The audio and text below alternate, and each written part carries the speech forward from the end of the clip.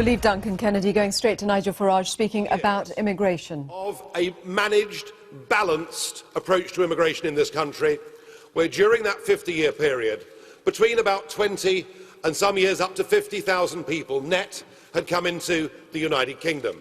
It was manageable in terms of numbers, and it was actually a very great success in terms of integration. And we could proudly say, those few years back, that of all the countries in Europe, Britain had dealt with immigration better than any of our neighbours.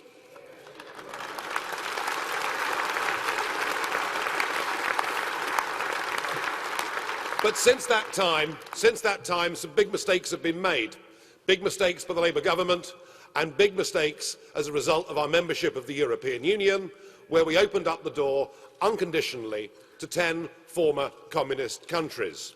I don't blame any young people that want to leave those countries and come to Britain to better their lives. My concern is the impact that it's had on British workers and British families here, and I think the change that it's led to within our communities. So it's perhaps no wonder that now 77% of the British public want us to take back border controls, and that actually it is only UKIP that is prepared honestly to deal with this situation and to offer a positive solution.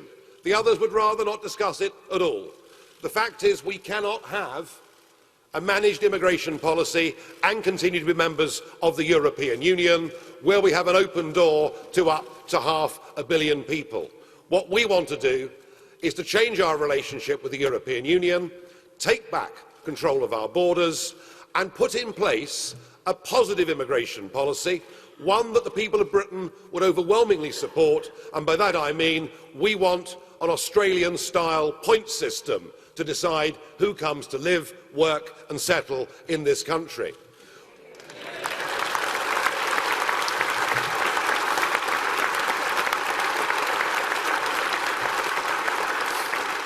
We're asking to do what normal countries all over the world do. You know, we've gone from about 30,000 people a year net to the figures that we saw last week of 300,000. And there are very good reasons why the people of this country are now deeply unhappy with that situation. The impact on schools, the current accident and emergency crisis that we've seen this winter in our hospitals, the changes that have happened within our communities. And also just think on this. In what is already the most crowded country in Europe, the fact that we have to build one new dwelling every 7 minutes just to cope with current rates of immigration. And above all, I think what's been felt by millions of ordinary, decent working families is wage compression, an unlimited supply of unskilled labour that has made for many people the minimum wage, in effect, the maximum wage. Now, I know that there have been beneficiaries of open-door immigration, and many big businesses have increased their profits by keeping wages artificially low. And I know that it's been a boon for the rich, because if you're very wealthy, open-door immigration means cheaper nannies, cheaper chauffeurs and cheaper gardeners. But the vast majority of British people want change. They want us to control not just the quantity, but also, crucially, the quality of who comes into this country. We want to do as the Australians do.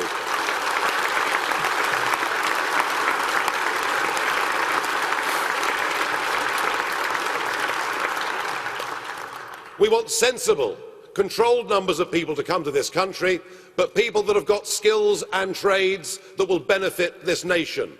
People who have not got a criminal record, people who have not got a life-threatening illness, and people who, when they come, bring with them medical insurance and do not qualify for state benefits until they've been in the country for 5 years and contributed to the system.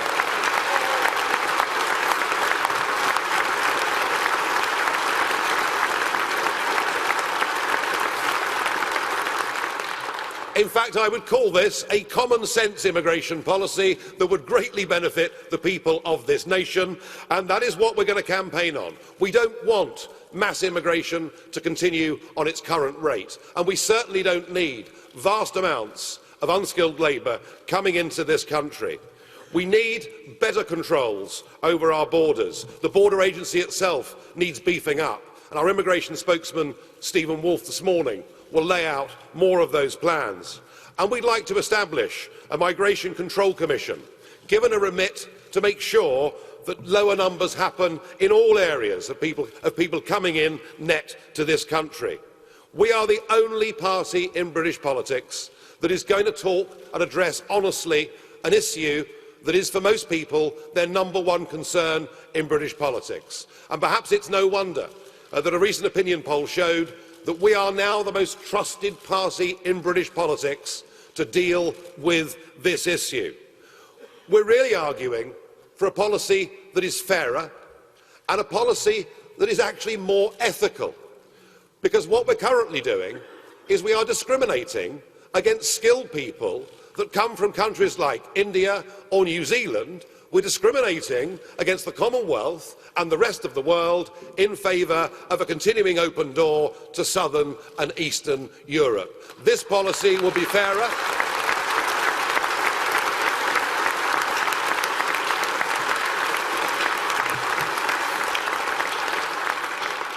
And this policy will also benefit hugely British working families. My family were migrants. In fact, I think in modern parlance they would be refugees. They were Protestants from France. And in fact, they represented at the time what was one of the biggest migrations ever into this country. 50,000 of them came.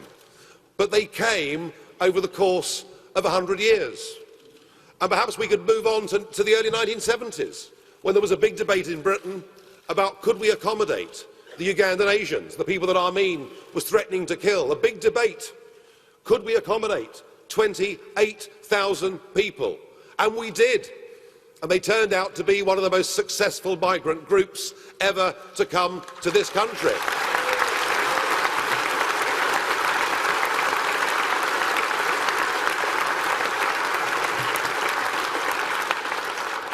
But last year, over 600,000 people settled in this country.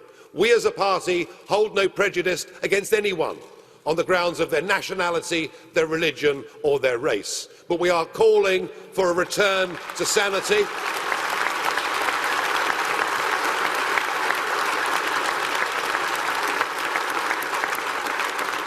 Britain needs to take back control of her borders, control of her immigration policy, and let us turn what has become a negative in our society into a positive. Only UKIP will argue for that in this general election. Thank you.